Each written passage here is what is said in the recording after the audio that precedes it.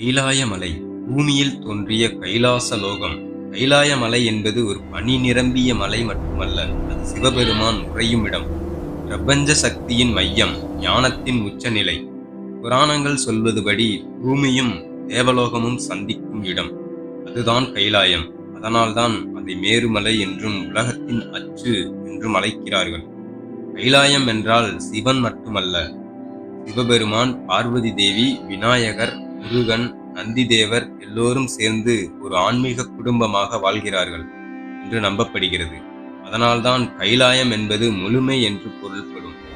சிவன் அங்கு அரசனாக அமரவில்லை, அவர் சொர்க்கத்தையும் தேர்ந்தெடுக்கவில்லை. சிவன் ஒரு துறவி. கைலாயம் என்பது அமைதி நிலவும் இடம். அங்கு ஆசை இல்லை, பயம் இல்லை, அகங்காரம் இல்லை, அமைதி மட்டுமே. அதனால்தான் சிவன் தியானத்தில் அமர்ந்த இடம் கைலாயம். உலகத்தின் பெரிய நதிகள் கைலாயத்தின் அருகில் இருந்துதான் பிறக்கின்றன.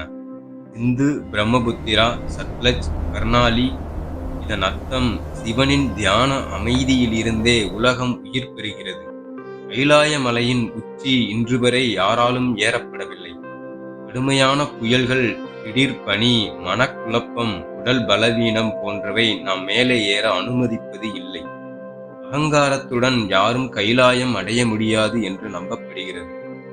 கைலாயத்தை சுற்றி சென்றவர்கள் சொல்வது, அங்கே நேரம் வேகமாக ஓடுகிறது. 10 நாள் பயணம் சென்றால் 3 மாதத்திற்கான உடல் மாற்றங்கள் ஏற்படுகின்றன. சிலர் நாம் வேறொரு கால மண்டலத்தில் இருந்தது போல உணர்ந்திருக்கிறார்கள்.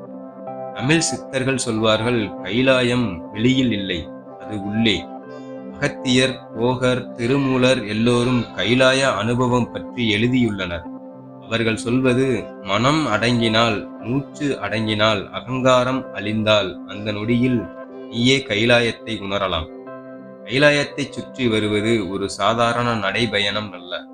ஒரு முறை சுற்றினால் ஒரு பிறவி சுமை குறையும். அதனால்தான் பௌத்தர்கள் 108 முறை சுற்றினால் புனிதம் என்றும், இந்துக்கள் ஒரு முறை சுற்றினால் மிக புனிதம் என்றும் நம்புகிறார்கள்.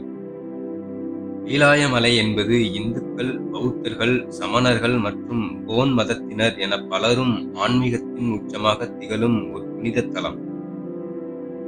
பௌத்தர்கள் இதை காங் ரைன்போச் என்று அழைக்கிறார்கள். இது புத்தரின் அவதாரமான டெம்சாக்கின் உறைவிடமாக கருதப்படுகிறது. சமணர்கள் முதல் தீர்த்தங்கரான ரிஷபதேவர் இங்குதான் மோட்சம் அடைந்ததாக நம்புகிறார்கள்.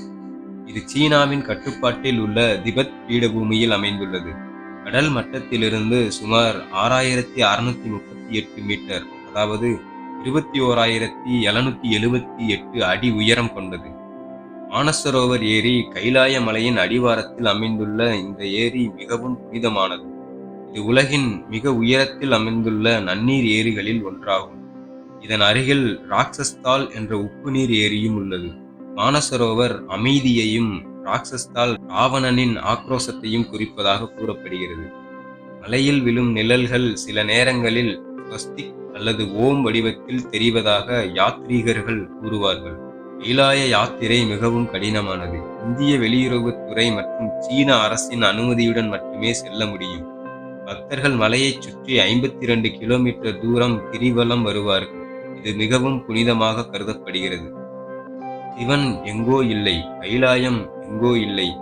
அமைதியான மனமே கைலாயம். அகங்காரம் இல்லாத நிலையே சிவன். உன் மனம் அமைதியானால் உன் உள்ளே கைலாயம் மலரும். கைலாய மலை என்பது ஏற வேண்டிய மலை அல்ல, அடைய வேண்டிய இடம் அல்ல, உணர வேண்டிய நிலை. நன்றி, வணக்கம்.